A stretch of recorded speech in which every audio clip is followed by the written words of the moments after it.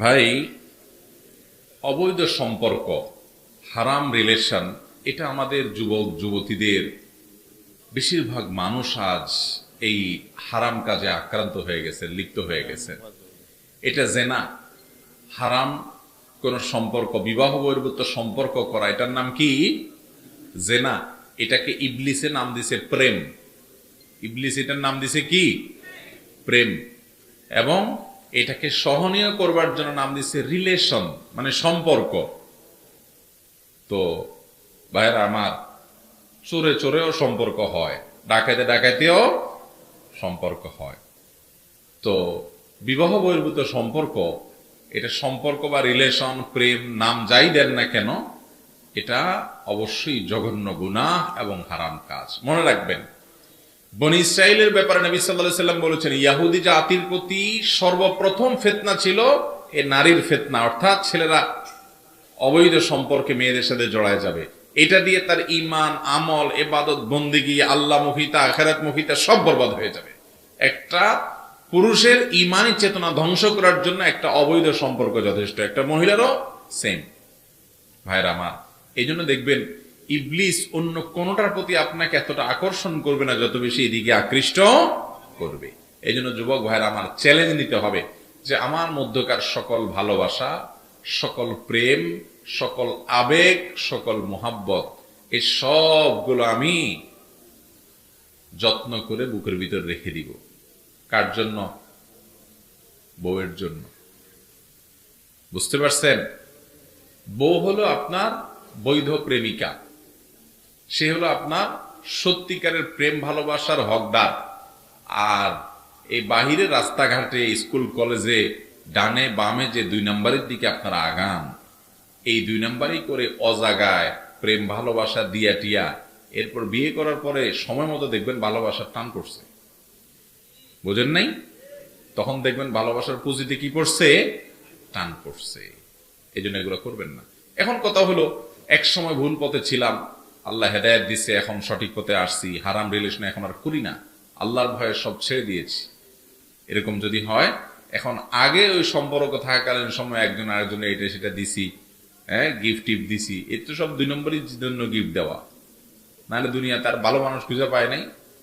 বহু ছেলে আছে যে নিজের বাপের জীবনে একটা 10 টাকার জিনিস কিনে দেয়নি, নিজের বোনটারে কোনোদিন কিনে দেয়নি, নিজের ভাইটারে কোনোদিন কিনে দেয়নি, মার জীবনে একটা 10 টাকা দিয়ে 20 টাকা দিয়ে একটা আইসক্রিম কোনোদিন কিনে দেয়নি। ওই কোথাকার কোন মেয়ের সাথে হারাম সম্পর্ক করলে এর বাদামও খাওয়ায়, চটপটিও খাওয়ায়, এবং চাইনিজও খাওয়ায়, ফুচকাও খাওয়ায়, এটাও কিনে দেয়, সেটাও কিনে দেয়। ভাবখানা এমন যে উনি অনেক কিছু করে ফেলবে। এই বকিল অন্যকে দেওয়া তো দূরের কথা, নিজে অনেক সময় খায় না, কিন্তু এই মেয়ের জন্য খরচ করে। আছে না নাই? ঠিক একই কথা বিপরীত দিক থেকে আছে। ভাইরা আমার, এটা যৌবনের ভ্রম, যৌবনের পাগলামি। এই পাগলামিটা একটা সময় থাকবে না, শুধু আফসুসটা থেকে যাবে। কোনটা থেকে যাবে? আল্লাহর কসম করে বলি যুবক ভাইরা আমার, যৌবনকে নোংরামি দিয়ে আপনি পরিপূর্ণ করে ফেলছেন। আপনার এই যৌবনের পাগলামি, এই জেনা ব্যভিচারের খাহেশ, এটা চিরকাল থাকবে না। একটা সময় এগুলো চলে যাবে মাথা থেকে। জীবনের বাস্তবতা আপনি একসময় উপলব্ধি করতে পারবেন, কিন্তু তখন যেটা থেকে যাবে সেটা কি? যৌবনকালে যে হারাম সম্পর্ক করে আল্লাহকে নারাজ করেছেন, আমলনামা বরবাদ করেছেন, চরিত্র ধ্বংস করেছেন, ভালোবাসার অপাত্রে ব্যবহার করেছেন, এবং হারাম রিলেশন করে নিজের ভেতর বাহিরকে নোংরা করে ফেলেছেন, সেজন্য আফসোসটা ঠিকই থেকে যাবে সারা জীবন। এই জন্য বুদ্ধিমান যুবক, বুদ্ধিমান যুবতীরা তাদের যৌবনকে হেফাজত করে অন্যায় থেকে, অশ্লীলতা থেকে। আল্লাহ তাআলা আমাদের যুবক এবং তরুণদেরকে হিম্মত এবং সৎসাহস দান করুন। সৎসাহস নিতে হবে ভাই। সব যুবকরা এ অপকর্মে জড়ায় যাচ্ছে, সবারই একটার সাথে রিলেশন, একাধিকটার সাথে রিলেশন আছে। আপনি সবাই তালে যদি তাল মিলান, তাহলে আপনি আর কিসের বিশেষ হলেন? আপনি তো বিশেষ হবেন যে সবাই পাগলামি করলে আমি একটু ভিন্ন হব, আমি ইউনিক হব, আমি শ্রেষ্ঠ হব। যে না, আমি পাগলামিতে নাই। শত শত যুবক আছে সমাজের, একটা যুবক আজ থাকলেও আমি আছি যে আমি এই পথে নাই। চেষ্টা করবো তো ইনশাআল্লাহ।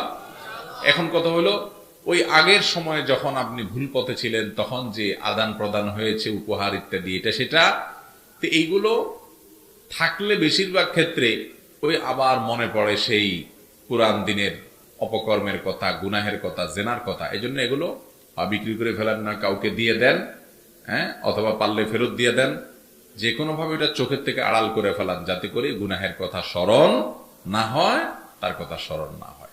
আল্লাহ তাআলা আমাদেরকে সৎ সাহস যেন আমরা অর্জন করতে পারি সে তৌফিক দান করুন।